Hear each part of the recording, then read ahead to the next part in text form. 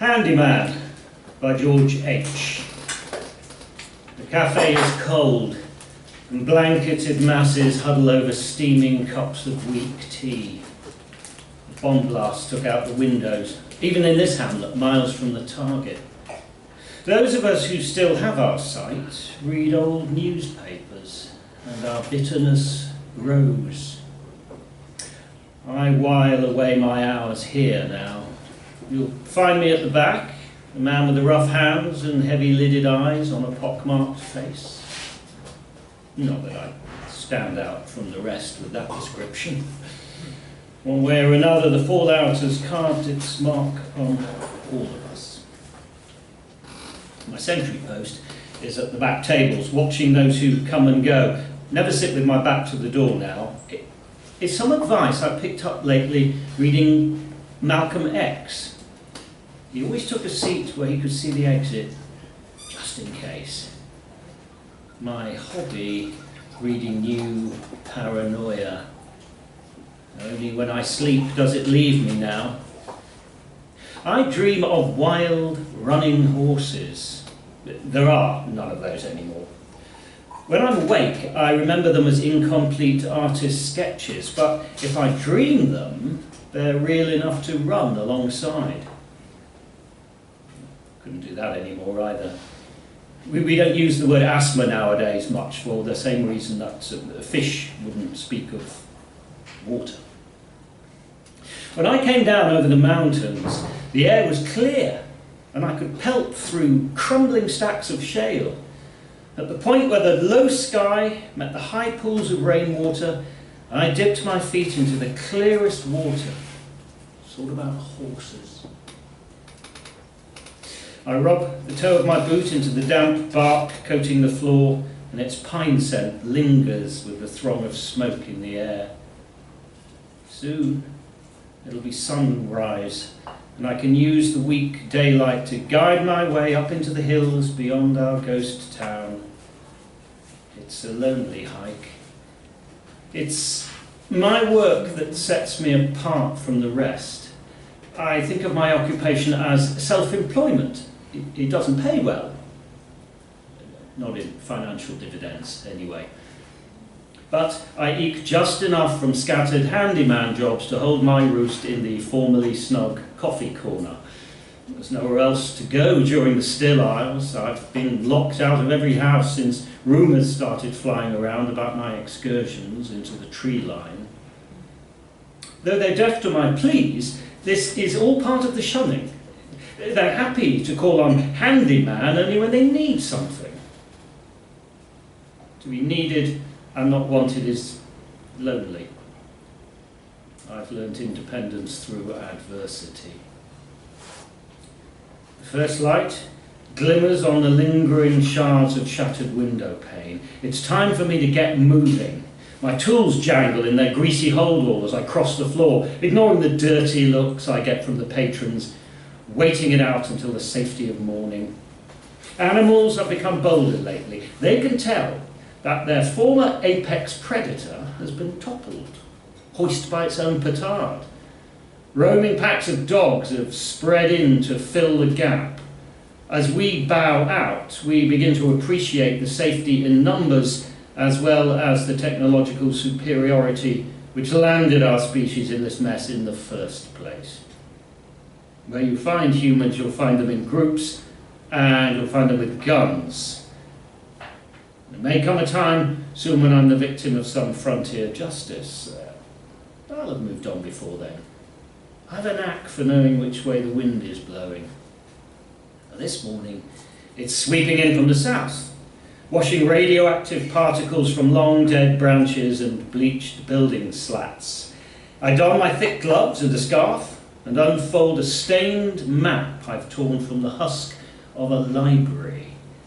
There are several ringed points, copied over from an advertising brochure whose filmy pages I'd had to peel apart. This damp magazine is my Bible, handyman's purpose and word of God. On the way out of town, I lean into a thick shrub and draw out a thick gym bag filled with building materials. There are several of these stashes lodged around the town. I've cannibalised used building sites for planks and woods and sturdy timbers. Gardening and hardware stores have provided me with the rest.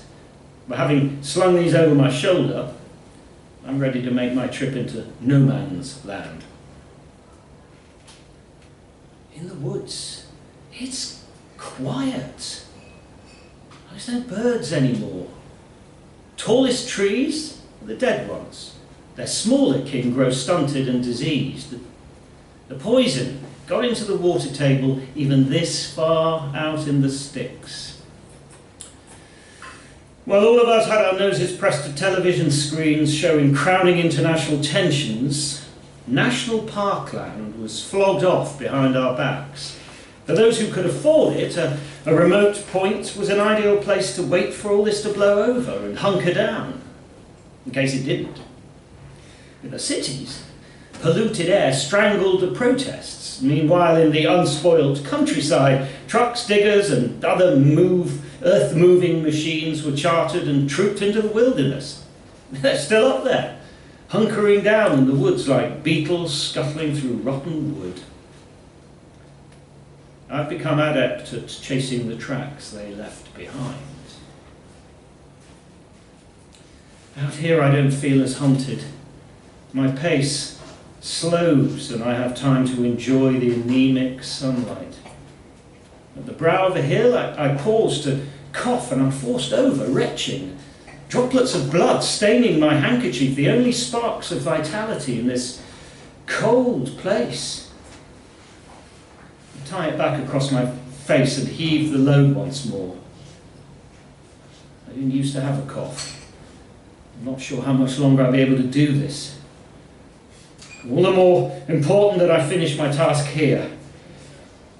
From this vantage point, it's easy to see where the land has been carved out by hydraulic machinery, if you know where to look. Trees felled months ago have given way to concrete doorways and rusting vents, peering out as inconspicuous features of the rock. The billionaires sheltered here made private havens to weather the storm and locked the rest of us out. These bunkers were sunk deep underground and sold at a high price. The figures in my magazines are astonishing. No one can afford that kind of money, not then or now. Those who could pay cling on to life in their safe caverns, waiting for their descendants to emerge. Come out. Come out, wherever you are.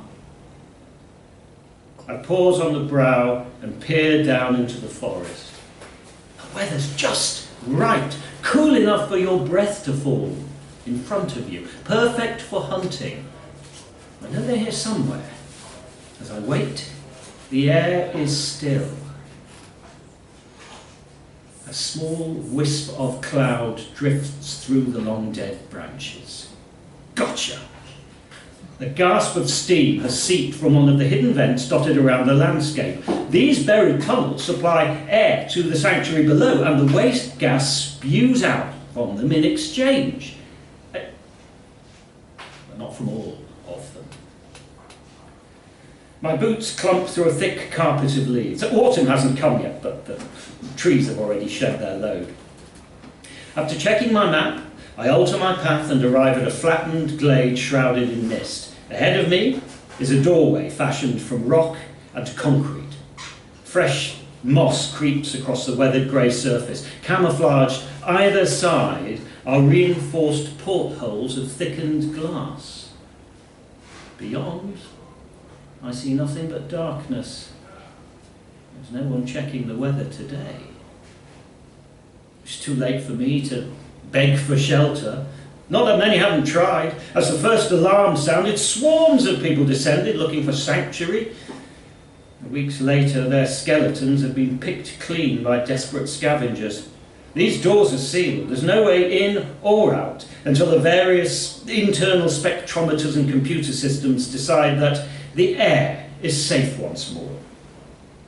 If I want to make my presence felt to those inside, I need to try a different tack. One problem encountered with early tests is that if you want to provide an isolated space beneath the Earth to weather the storm, or hail missiles from, you need a supply of air, filtered, of course. And so, upon completion of each shelter, drills bored thick channels through the bedrock to carry life-giving clean air to the inhabitants below. They were rigged with complex dynamic systems capable of removing toxins from the atmosphere. In complexity, there is room for error. I drop my gear to the ground in a heap and wring open a can of beans which I've kept for the occasion. Sitting on a dislodged boulder, I eat them cold and go over my plan of attack. At this time, it won't be any different from any of the others. The empty can clangs off the door. I hope that deep down in the ground they hear it and fear.